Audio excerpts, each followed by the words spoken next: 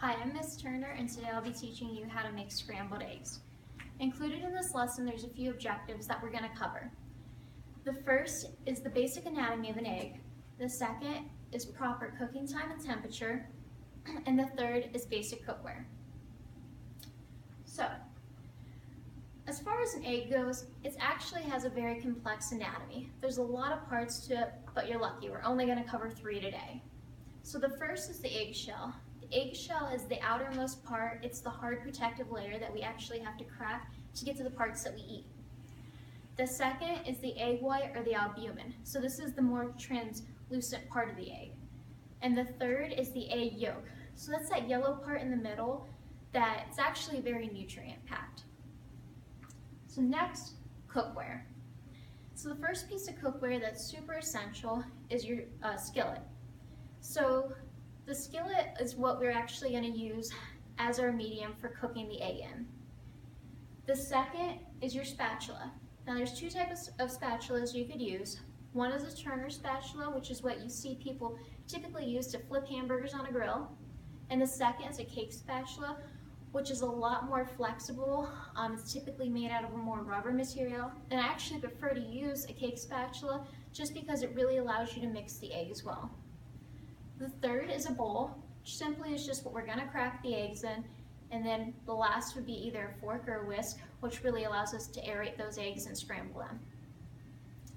Alright, you want to be able to make scrambled eggs if you didn't have ingredients. And the most important ingredient to scrambled eggs is obviously the eggs. So depending on how many people you're cooking for or how hungry you are, you'll use a different amount of eggs. Typically for one person, you would use 2 to 3 eggs. The next ingredient would be butter.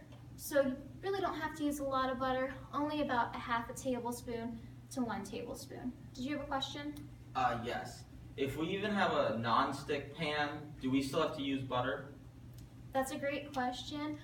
I would say yes. And the main part is that the butter will actually give it a lot of flavor. And if you use salted butter, you actually could cut out some of the salt, which I'll talk about later. And also, if your non-stick pan is a little bit older, sometimes it's not so non-stick anymore and it still will stick. So this is kind of like an extra layer of protection. Thank you for asking though. Alright, so the last 2 ingredients, as I kind of already mentioned, salt is one, just for a little bit of flavor, and then pepper. I typically add more pepper than salt.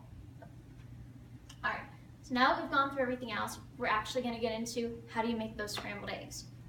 First thing you're going to do before you even touch the egg is you're going to get out your skillet, put it on the stove, turn it to low heat, and then you're going to put the butter in. So this will allow that butter to start to melt. As the butter is melting, you could go ahead and get your bowl and crack your eggs in there. I normally add my salt and pepper then, and then you'll take your fork and you're going to start whisking that very well. And you know that it's properly whisked when you see some air bubbles start to form on top. You should have a fair amount covering the top because that lets you know it's been aerated and your eggs will turn out light and fluffy. Do I have another question? Yeah. So when I was growing up, my mom always put milk in my scrambled eggs. Okay. Why does it say not to mix in water or milk? Okay. So it's been a huge misconception for years that you should add milk or even some people add water to eggs. The reason you shouldn't do it is because you're diluting that. You're actually diluting the egg, so that's going to ruin the consistency of your egg, your flavor, and also it's going to get rid of that nice yellow color. So, I mean, it's like a lot of other foods. You wouldn't just pour milk into it. Eggs are the same way. They're pretty perfect as is, so using milk just kind of ruins your end product. Okay, thank you. Yep. All right. So now that you actually have your egg mixture made, you're going to go ahead and you're going to pour it in your preheated skillet. Once you have the eggs in there, you're going to turn up your heat to medium, low, medium, somewhere in there. You don't want it too high or you will burn the eggs.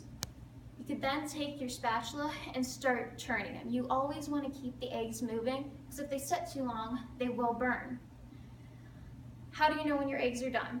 Well, you want to make sure that they're not runny anymore, so if you tilt the pan, you shouldn't see any liquid slide off.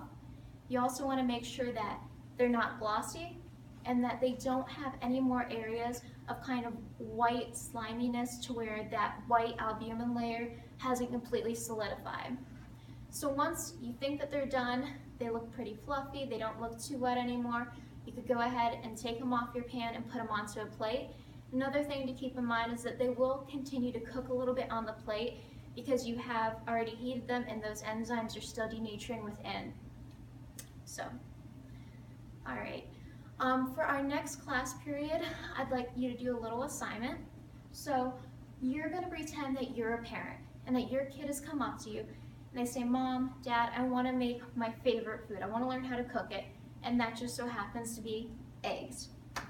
So what you're gonna do is I want you to teach them not only how to cook eggs, but I want you to teach them what are the parts, what are the ingredients, what's the cookware, and then I want you to go above and beyond what I taught you today.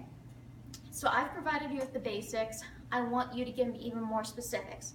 I also want you to add, are eggs good for you? What nutritional benefits do they give you? Are they a great source of protein? And that'll be about 1 to 2 pages. So you're gonna have to do a little bit of extra research. Just be careful what sources you're looking at. And I'm interested to see what you have to say in the next period. So thank you very much, everybody.